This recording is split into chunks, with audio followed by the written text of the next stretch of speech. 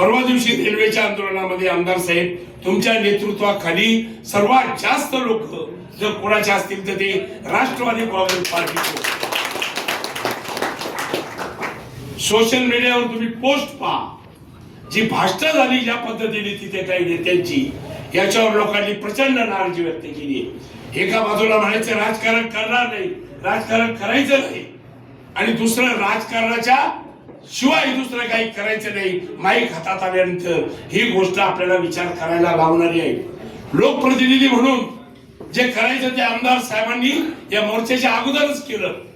विधानसभेमध्ये रेल्वेच्या प्रश्नावर आवाज उठवणारे पहिले आपल्या तालुक्याचेच आमदार होते.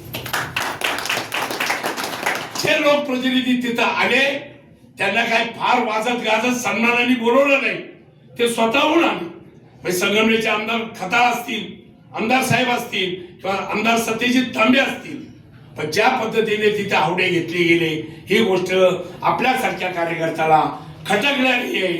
याच्यावर सुद्धा आपण स्वतंत्र राष्ट्रवादी काँग्रेस पार्टी म्हणून धोरण घ्यावं एवढंच या निमित्ताने सांगतो. आणि आमदार साहेबांनी जे खाजगीत सांगितलं ते जाहीरपणे मी इथं आमदार साहेबांना पुन्हा सांगू इच्छितो की आमदार साहेब तुमच्या नेतृत्वाखाली 10-20 कार्यकर्त्यांचं आपण केंद्रीय रेल्वे मंत्री यांच्याकडे जाऊन तालुक्याच्या वतीने एक लोकप्रतिनिधी म्हणून आपणही त्यांच्यापर्यंत आपली भूमिका मांडूया एवढंच या निमित्ताने सांगतो. आणि पुन्हा एकदा आपण सर्वांचं राष्ट्रवादी काँग्रेस पार्टीमध्ये मनापासून स्वागत करतो. थांबतो.